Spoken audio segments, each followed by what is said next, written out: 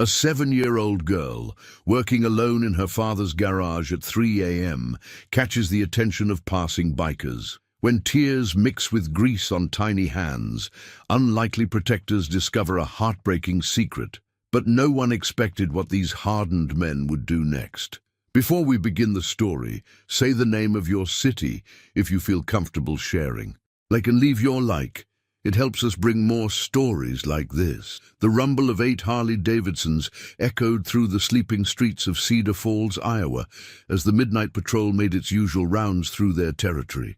Diesel Murphy, president of the Midwest chapter of the Hells Angels, led the formation with the practiced ease of a man who'd been riding these roads for 23 years.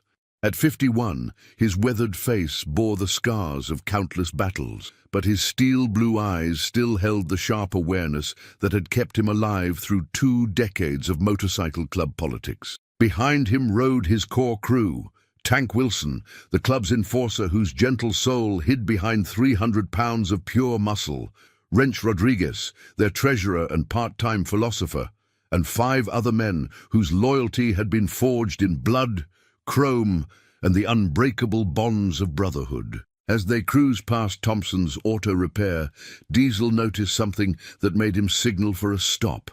Light spilled from the garage's open bay doors, unusual for 3 in the morning. But what caught his attention wasn't the light. It was the small figure moving inside, barely tall enough to reach the workbench. "Boss?" Tank pulled alongside, his massive frame making his custom chopper look like a child's toy. "Something's not right," Diesel replied, cutting his engine and walking toward the garage. His boots crunched on gravel as he approached the bay doors, the familiar scent of motor oil and metal mixing with something else, the salt smell of tears. Inside the garage, 7-year-old Madison Thompson stood on a wooden crate, her tiny hands struggling to tighten a bolt on a customer's transmission. Her father's oversized coveralls hung on her small frame like a tent, the sleeves rolled up multiple times and still covering her hands. Grease streaked her cheeks where she'd wiped away tears, and her usually bright brown hair was pulled back in a messy ponytail that spoke of a child trying to do adult work. "Hey there, little mechanic," Diesel said gently, his voice carrying none of the intimidation that usually preceded his arrival anywhere. Madison spun around, her eyes wide with fear and embarrassment. She'd been caught, and she knew it. For weeks, she'd been sneaking into the garage after bedtime, trying to finish the repairs her father could no longer complete. "Mr. Diesel," she whispered, her voice barely audible over the hum of the fluorescent lights. "I wasn't.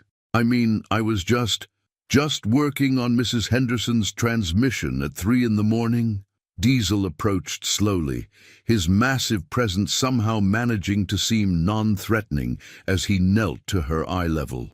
"Where's your daddy, sweetheart?"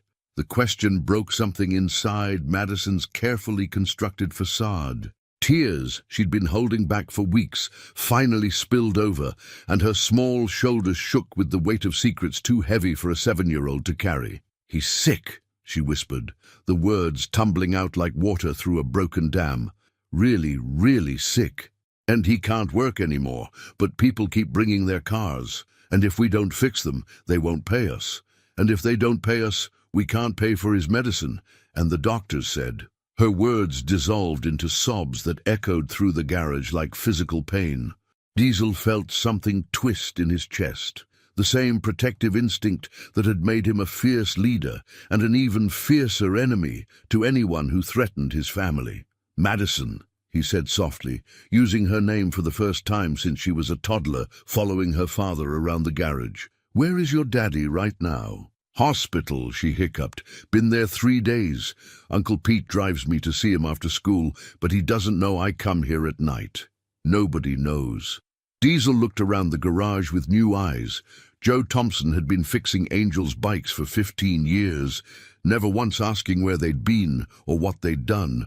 When other shops in town refused to serve them, Joe had simply nodded and gotten to work. He'd never charged extra for the hassle of working on outlaw motorcycles, never called the police when heated arguments broke out in his parking lot, never treated them as anything other than customers who needed honest work done right. "What kind of sick?" Diesel asked gently. Madison's small hands twisted in the oversized coveralls. "Cancer, the kind that's really bad. Uncle Pete says it's in his lungs and his bones and everywhere." Her voice dropped to a whisper. "The doctors say he might not come home." The garage fell silent, except for the distant hum of traffic and the soft sound of Madison's breathing. Diesel felt the familiar rage building in his chest, not at the child or her father, but at a world that could burden a 7-year-old with such impossible choices. "Madison, honey, how long have you been doing this?" 2 weeks, she admitted, not meeting his eyes. "Since Daddy went back to the hospital, I watched him work lots of times, and I'm real good with tools for my age. Mrs. Henderson's car just needs the transmission fluid changed, and Mr. Garcia's truck needs new brake pads, and you're 7 years old," Diesel interrupted gently. "This isn't your job, sweetheart." "But it is," Madison said with the fierce determination that only children possess. "Daddy says family takes care of family. It's just me and him, so I got to take care of him. If the garage closes, we lose everything. The house, the business, even Daddy's tools that belong to his daddy." Diesel stood slowly, his mind already working through possibilities and resources. Behind him, he heard the soft footsteps of his crew approaching, drawn by voices and the unusual sight of their president kneeling in a garage at 3 in the morning. "Tank," Diesel said without turning around. "Call Doc Martinez. Tell him we need him at Cedar Falls General. Priority 1. Tell him it's family business." Madison looked up with confusion. "Mr. Diesel? I don't understand." Diesel knelt again, his scarred hands surprisingly gentle as he helped Madison down from her makeshift step stool. "Your daddy ever tell you about Brotherhood, Madison?" She nodded, wiping her nose on her sleeve. "He said it means people who got your back no matter what." "That's right, and your daddies had our backs for 15 years, fixed our bikes, kept our secrets, treated us like human beings when the rest of this town saw us as trouble." Diesel's voice carried the weight of absolute conviction. "Time we returned the favor." "But I don't got money to pay you," Madison whispered. Diesel smiled, the first genuine smile his crew had seen from him in months. "Little girl, family doesn't charge family. And Joe Thompson became family the first time he handed me back my keys without asking where I'd been riding." By dawn, Thompson's auto repair had been transformed into something resembling a military operation. Tank Wilson stood guard at the front entrance, his imposing presence deterring curious neighbors while simultaneously directing the steady stream of angels arriving from chapters across 3 states. Wrench Rodriguez had taken over the garage's small office, his laptop connected to their communications network as he coordinated what was rapidly becoming the largest mobilization in the club's recent history. Madison sat on a milk crate beside Diesel's workstation, watching in amazement as 8 of the most feared men in the Midwest carefully disassembled Mrs. Henderson's transmission with the precision of surgeons. Her father's tools looked almost delicate in their massive hands, but their work was methodical and expert. "How do you know how to fix cars?" Madison asked Tank, who was delicately adjusting valve springs with surprising grace for his enormous fingers. "Learned in the army," Tank replied, his deep voice carrying surprising gentleness when addressing the child. "Worked on Humvees and transport trucks. Motors are motors, little bit. Once you understand how they breathe, everything else is just following the logic." Diesel emerged from the office, his phone still pressed to his ear as he finished a conversation that had lasted 20 minutes. "Doc Martinez will be at the hospital within the hour," he announced. "Best oncologist this side of Chicago, and he owes me favors going back to when his own kid got mixed up with some bad people." Madison's eyes widened. "You mean a special doctor for Daddy?" "Real special," Wrench confirmed, looking up from the brake job he was completing on Mr. Garcia's truck. "Doc Martinez has connections at research hospitals, access to experimental treatments that regular doctors don't even know about." "But that costs lots of money," Madison said, her 7-year-old understanding of finance limited but painfully accurate. Diesel knelt beside her crate, his presence somehow making the chaotic garage feel safer. "Madison, I'm going to tell you something important about how families work.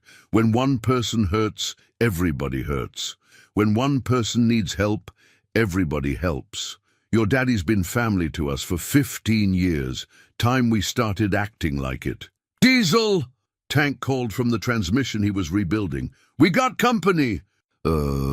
Through the garage doors, Madison could see a small convoy of cars approaching, her Uncle Pete's pickup truck leading 3 other vehicles filled with people she recognized from around town. Her stomach clenched with fear. Uncle Pete would be furious when he discovered her midnight workshop sessions. Uncle Pete Kowalski emerged from his truck with the purposeful stride of a man prepared for confrontation. At 62, he'd been Joe Thompson's best friend since high school, and he'd taken his role as Madison's guardian seriously since Joe's diagnosis. Behind him came Mrs. Henderson, Mr. Garcia, and several other customers whose vehicles sat in various stages of repair throughout the garage. "What the hell is going on here?" Pete demanded, his eyes taking in the scene of leather-clad bikers working on customer vehicles while his 7-year-old niece supervised from her makeshift throne. "Madison, you get away from those men right now!" "Uncle Pete," Madison started, but Diesel raised a hand that somehow commanded attention from everyone in the garage. "Mr. Kowalski," Diesel said, his voice carrying the formal respect reserved for family meetings. "We need to talk, all of us, Mrs. Henderson, a 70-year-old retired schoolteacher who'd taught half the town, including several of the Angels' children, stepped forward with the authority of someone accustomed to managing difficult conversations. "Pete, before you start yelling, maybe we should understand what's happening here." She looked around the garage, noting the professional quality of work being performed on her transmission. "Madison, sweetheart, why don't you explain what you've been doing?" Madison looked between her uncle and Diesel, caught between the fear of adult anger and the hope that somehow, impossibly, things might work out. "I was trying to help Daddy," she said in a small voice. "People need their cars fixed, and if we don't fix them, they don't pay us. And if they don't pay us—" "Jesus Christ, Madison," Pete breathed, understanding flooding his features. "You've been coming here alone at night." "She's been trying to save her family," Diesel said quietly. 7 years old, and she's been carrying weight that would break most grown men, working with tools bigger than she is, trying to keep a business running, trying to pay medical bills that would bankrupt half the people in this room. Tank stood from his position beside the transmission, oil-stained rag in his massive hands. "Found this in the office," he said, holding up a stack of past-due notices and medical bills. Kid wasn't exaggerating about the money situation. Pete took the bills with shaking hands, his face growing pale as he read amounts that represented more money than most people in Cedar Falls made in several years. "Joe never told me it was this bad," he whispered. "Because Joe Thompson's got pride," Wrench said from his position under Mr. Garcia's truck. "Same pride that made him treat us with respect when nobody else would. Same pride that's probably killing him now, knowing he can't provide for his little girl." Mrs. Henderson approached Madison's crate, her teacher instincts taking over as she noticed the exhaustion in the child's eyes. "Sweetheart, how many nights have you been doing this?" "Every night since Daddy went back to the hospital," Madison admitted.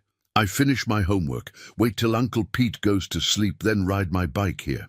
I know where Daddy keeps the spare key." The garage fell silent as the full scope of Madison's secret sacrifice became clear. A 7-year-old child had been living a double life, attending school during the day and running an auto repair business at night, all to keep her dying father's dreams alive. "Well, Mrs. Henderson said finally, her voice carrying the decisive tone that had managed thousands of students over 4 decades of teaching, "It seems to me that this child has been trying to solve an adult problem all by herself. Perhaps it's time for the adults to step up." Diesel looked around the garage at the faces surrounding Madison, her uncle's guilt and worry, the customer's growing understanding, his own crew's protective determination. "Mrs. Henderson's right," he said. Madison's been carrying this alone for too long. Time for family to act like family. What are you proposing? Pete asked, his suspicion warring with desperate hope. Diesel's smile carried the weight of absolute commitment. We are proposing to remind this town what brotherhood really means. And we're starting with making sure Joe Thompson comes home to a daughter who never had to grow up too fast because adults failed to protect her. Madison looked up at the circle of adults surrounding her, hope and fear battling in her 7-year-old heart. For the first time in weeks, she felt like maybe, just maybe, she wouldn't have to carry the weight of the world all by herself. The transformation of Thompson's auto repair over the following week defied everything Cedar Falls thought it knew about Hell's Angels. What had begun as Diesel's promise to help a struggling family evolved into something resembling a community-wide revival, with the garage serving as headquarters for an operation that touched every corner of the small Iowa town. Madison arrived each morning after school to find her father's business running with military precision. Angels from chapters across the Midwest had descended on Cedar Falls, each man contributing skills learned in previous lives. Former Marines handled the heavy mechanical work, ex-truckers managed parts procurement, and several members who'd once worked construction began expanding the garage's capacity to handle the flood of new customers. Madison, called Hammer Jackson, a soft-spoken giant who'd driven down from Minneapolis specifically to install a new hydraulic lift system. "Come see what your daddy's shop looks like now," Madison gasped as she entered the main bay. Where once a single car lift had struggled to handle the occasional transmission job, now 3 professional-grade lifts gleamed under new LED lighting. Tool chests that had cost more than her father's annual income lined the walls, and diagnostic equipment that belonged in dealerships hummed quietly in climate-controlled corners. "This is too much," Uncle Pete said quietly to Diesel, his voice mixing gratitude with concern. "Joe's a proud man. When he gets back seeing all this, he might not understand." Diesel finished tightening the last bolt on a customer's engine before responding.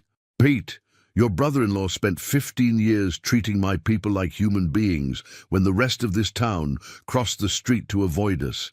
He never charged us extra, never called the cops when our arguments got heated, never once made us feel unwelcome. But this equipment costs more than Joe Thompson could afford, which is exactly the point," Tank interrupted, emerging from beneath a pickup truck with a satisfied expression. "Man's been making miracles happen with tools held together by prayer and duct tape. Time he had proper equipment to match his skills." Madison climbed onto her usual milk crate, now positioned beside a state-of-the-art diagnostic computer that could identify problems faster than her father had ever dreamed possible. "Will Daddy really be okay with all this?" "He'll be okay with you not having to work at 3 in the morning, Wrench said, his voice carrying the authority of someone who'd seen too many children forced to grow up too fast. "He'll be okay with knowing his business can support his family without his little girl having to sacrifice her childhood." Through the office window, Madison could see Mrs. Henderson coordinating with a steady stream of townspeople, bringing casseroles, offers of help, and, most importantly, vehicles that needed repair. Word had spread through Cedar Falls that Thompson's Auto Repair was not only back in business, but operating at a level of professionalism that exceeded anything the town had ever seen. "Speaking of your daddy," Diesel said, checking his watch, "Doc Martinez should be calling soon with an update. He's been running tests all week, trying to find treatment options that the local doctors missed." Madison's small hands twisted nervously. Every day brought the same cycle of hope and fear. Hope that the special doctor might have answers. Fear that those answers might be the ones she dreaded most. Uncle Pete had tried to explain cancer to her, but 7-year-old minds struggled with concepts like terminal and palliative care. The phone in the office rang, cutting through the mechanical sounds of the garage like a blade. Diesel, Pete, and Madison froze, understanding that this call might change everything. Wrench answered on the second ring, his expression carefully neutral as he listened to the voice on the other end. After several minutes of medical terminology that Madison couldn't follow, he hung up and turned to face the group. "Doc Martinez has news," Wrench announced, his voice carefully controlled. The experimental imaging they did revealed something the local doctors missed. Joe's cancer isn't as advanced as they thought. Some of what they identified as tumors are actually inflammatory responses to an infection. Madison's world stopped spinning. "Does that mean—" "It means your daddy might be a candidate for a new treatment protocol that Doc Martinez has been developing," Diesel explained, kneeling to Madison's eye level. "Aggressive, experimental, but with success rates that look promising." Pete's voice cracked with emotion. "What kind of treatment? What does it involve?" "Would specialized chemotherapy combined with targeted radiation and immunotherapy," Wrench read from his notes. 6 months of intensive treatment at a research facility in Chicago, followed by ongoing monitoring and support therapy. "Chicago," Madison whispered. "That's really far away." Tank appeared in the office doorway, having overheard the conversation. "Little bit, sometimes healing requires traveling, but the important thing is that your daddy might get better, really better." Madison looked around at the faces surrounding her. Uncle Pete crying openly for the first time since her father's diagnosis, Diesel's scarred features softened by genuine hope, and the various angels who'd become her extended family over the past week. "What about the garage?" she asked, her 7-year-old mind immediately jumping to practical concerns. "If Daddy has to go to Chicago for 6 months, what happens to all the customers? What happens to the business we just fixed up?" Diesel exchanged glances with Tank and Wrench, a silent communication passing between men who'd learned to trust each other's judgment over years of brotherhood. "Madison," Diesel said slowly, "how would you feel about having some temporary partners in the family business? People who could keep Thompson's Auto Repair running while your daddy gets better." "You mean you'd stay? All of you?" "Some of us," Tank confirmed. "Enough to make sure every car gets fixed right, every customer gets treated fair, and every dollar earned goes toward your family's future." Madison felt tears building in her eyes, not the desperate, frightened tears she'd shed while working alone in the garage, but tears of relief and gratitude that she was too young to fully understand. "There's just one condition," Diesel added, his voice carrying mock seriousness that made Madison smile despite her emotions. "What condition?" "No more 3 a.m. repair sessions. 7-year-old girls belong in bed sleeping, not under the hood of cars." "Deal?" Madison giggled, the first genuine laugh anyone had heard from her in weeks. "Deal. But can I still help sometimes, when I'm not supposed to be sleeping?" "Wouldn't have it any other way, little mechanic," Diesel replied. "Every good garage needs proper supervision." As the sun set over Cedar Falls, Madison looked out at the transformed garage where leather-clad bikers worked alongside her neighbors, where the tools of her father's trade gleamed under professional lighting, and where hope had replaced desperation as the driving force behind everything they built together. For the first time since her father's diagnosis, Madison Thompson fell asleep that night, believing that families, even the unlikely kind forged in grease and gratitude, really could overcome anything when they faced it together.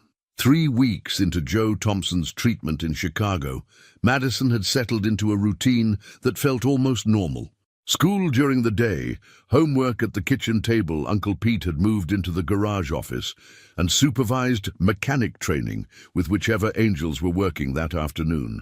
"Madison, hand me the 3/8 socket," Tank called from beneath a customer's sedan. His massive frame somehow managed to fit under vehicles that seemed impossibly small for his bulk. Madison carefully selected the correct socket from the organized tool chest, pride swelling in her chest as Tank accepted it without having to check her choice. "Tank, when Daddy comes home, will you teach him about the new diagnostic computer?" "Little bit. Your daddy's going to know more about that computer in 5 minutes than I learned in 5 weeks." Tank chuckled. "He's got instincts for engines that can't be taught." The garage phone rang, interrupting their work. Diesel emerged from the office minutes later, his expression mixing concern with determination. "That was Doc Martinez," he announced to the assembled crew. "Joe's responding better than expected to the new treatment, but there's a complication." Madison felt her stomach drop. "What kind of complication?"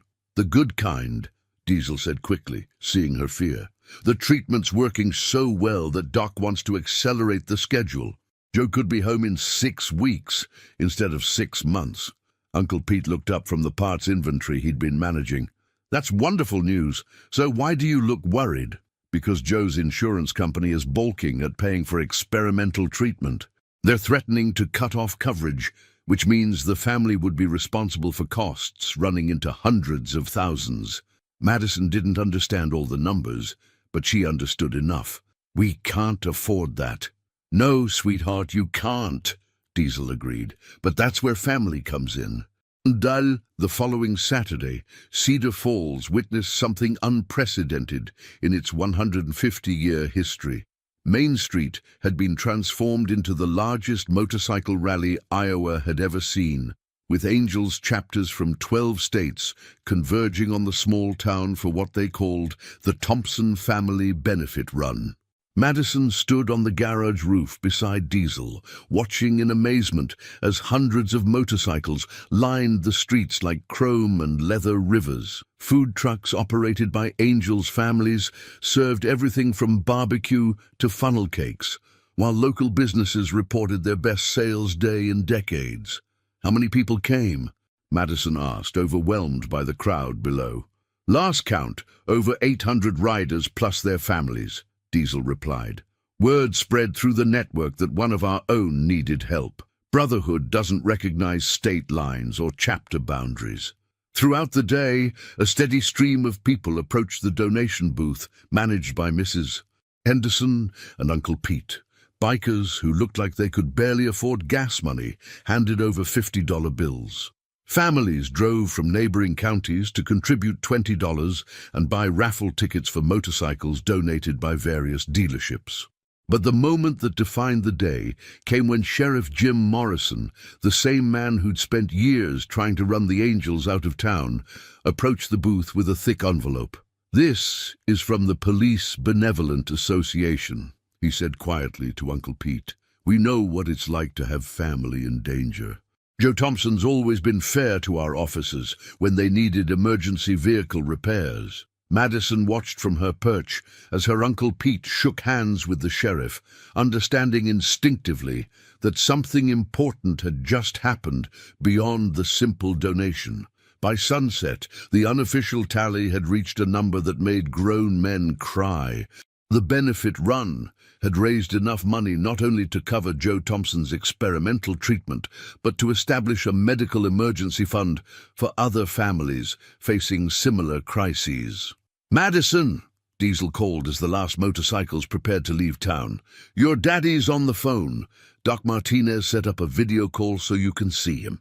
Madison raced into the office where a laptop displayed her father's face, thinner than she remembered, but with eyes that held more hope than she'd seen in months.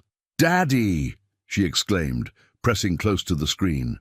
"Hey there, little mechanic," Joe Thompson's voice carried through the speakers, weak but warm. "I hear you've been taking good care of my garage." "The Angels helped," Madison said quickly. "They fixed everything and made it better and raised money so you can get better too." Joe's eyes found Diesel in the background of the video call. "Diesel, I don't know how to thank you for what you've done for my family. Joe, you treated us with respect when nobody else would. We're just returning the favor." "It's more than that," Joe insisted. "You gave my daughter a family when she needed one most. That's not something a man forgets." 6 weeks later, Joe Thompson walked through the doors of his garage for the first time in 3 months. The man who entered bore little resemblance to the cancer patient who'd been rushed to the hospital. Doc Martinez's experimental treatment had not only stopped the disease's progression, but had reversed much of the damage everyone thought was permanent. Madison launched herself into her father's arms with enough force to knock over a smaller man. But Joe caught her easily, holding her tight while tears flowed freely down his cheeks. "Daddy, look what they did to our garage," Madison said, leading him by the hand through the transformed space. "And look at all the customers. And look at the new tools. And Tank taught me how to use the diagnostic computer." Joe surveyed his business with wonder. The struggling garage he'd left behind had evolved into something that resembled a professional dealership, complete with customer waiting area, expanded service bays, and equipment he'd only dreamed of owning. "This is incredible," he breathed, running his hands along a tool chest that cost more than his old truck. "Joe," Diesel approached carefully, understanding the pride issues that might complicate this homecoming. "We need to talk about the business arrangement going forward." Joe stiffened slightly, the independence that had sustained him through years of struggle asserting itself. "Diesel, I appreciate everything you've done, but I can't accept charity." "Who said anything about charity?" Tank interrupted, emerging from beneath a customer's vehicle. "We're talking about partnership. You provide the expertise and the reputation. We provide the muscle and the equipment. Profits get split fair. Everybody benefits." "Partnership?" Joe looked around at the angels who'd spent months keeping his dream alive. "Thompson and Associates Auto Repair," Wrench explained, pointing to the new sign being installed outside. "You're the Thompson, we're the Associates. Madison gets to grow up in a stable business environment. You get to focus on being healthy instead of worrying about money, and we get to be part of something that matters." Madison tugged on her father's shirt. "Daddy, they're family now. They kept their promise to take care of us." Joe knelt to his daughter's level, seeing in her eyes a confidence and security that had been missing since his diagnosis. "What kind of promise?" "When I was scared and working alone, Diesel promised that family takes care of family. He said you were already family because you always treated them good." Joe stood slowly, extending his hand toward Diesel. "Partnership it is, but I have one condition." "Name it," Diesel replied, clasping Joe's hand firmly. "Madison doesn't work past 8 p.m. on school nights. 7-year-old girls need proper bedtimes." Diesel's laughter echoed through the garage, joined by the deep chuckles of men who'd learned that the strongest bonds weren't forged in conflict, but in the quiet moments when people chose to care for each other. "Deal," Diesel said, "but she's still the best supervisor this garage has ever had." Madison beamed as she looked around at her expanded family. Her father healthy and home, Uncle Pete no longer carrying impossible burdens alone, and 8 of the toughest men in the Midwest who'd proven that family wasn't about blood, but about showing up when it mattered most. Outside, the sign for Thompson and Associates Auto Repair caught the afternoon sun, advertising not just automotive services, but the truth that sometimes the most unlikely people become exactly the family you need.